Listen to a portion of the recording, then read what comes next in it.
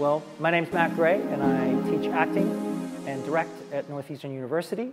I was originally really interested in old plays and how to do them quote-unquote correctly, or how they were done back in the day, and realized that instead I was more interested in what today was telling me about those old plays, and got interested with what cameras do and how editing has changed how we look at stories and video games, and how they're more popular than movies, and how that's all going to affect this thing that I still love called theater without destroying it. Is technology changing our concept of storytelling, or the way that we engage with a story? I think the first way is it's like a different color that we use to interpret what we see. Technology needs to remain a tool. I think there are some uses of technology that make it an actual element, but at the moment it's a tool. And so therefore, a world where, we all came into a dark room, turned the lights off, and expected everyone to be quiet to listen to, quote-unquote, the art is totally gone. The people who come and sit in a dark theater now have at least 6 websites dedicated to them. They're used to being the center of a story. They're not a witness to it. They are a participant to some story at every moment in their life.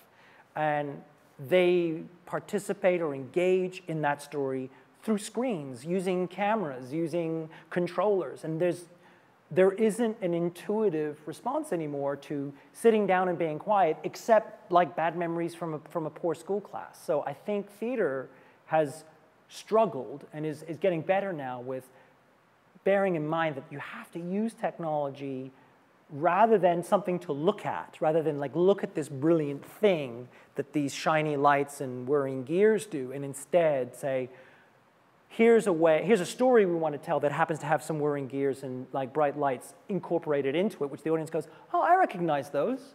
And again, it's all the same way to try and pull audiences into the content of the story rather than the furniture of the story, which is kind of what technology can be. I think the bigger way, though, that technology is really changing storytelling is that technology is getting more and more intelligent, and it's predicting us and predicting how we move, and it's learning as much about us as we think we've created in it.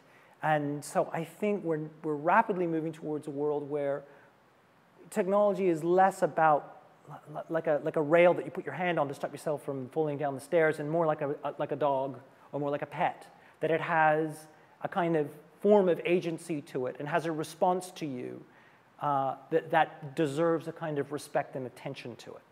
I teach a class right now where I ask the students to create an online character on Twitter, and they're allowed to interact with each other there as characters and generate more tweets for those characters. And for that particular aspect of the class, whoever has more followers at the end of the period than the others do gets the highest grade in it. And the idea is that Twitter's a stage. YouTube is a stage. I still don't understand university students who go to study acting who wait for years, to get their big break. I'm like, why wait? You have a camera in your laptop. You have immediate access to the internet. So your access to the stage has what's changed. So it's actually about the lessons haven't changed. Just use them sooner. Use them faster.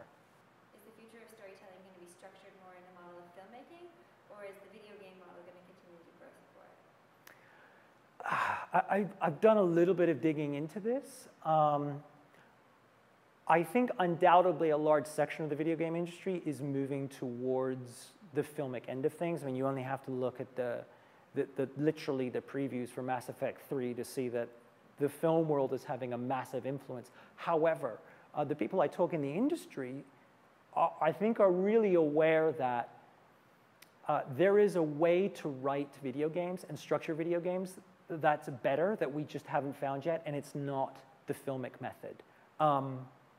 This was sort of the uncomfortable transition between television and film, or even between theater and TV. I mean, like when television got started, they used to take plays and film them, and everyone wondered why no one would watch them. And the reason is because it works terribly in that medium.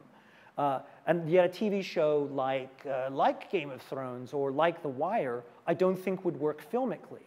What those shows have found is the right way to write within their medium. And I think a video game writing methodology, though may lust at the moment after the film world, I think that's going to be a a fairly short-founded love affair, or it's going to burn brightly and then burn out very quickly, because I think what the interactivity that video games offer is something that no 50, 80-foot screen in the film world is ever going to be able to offer.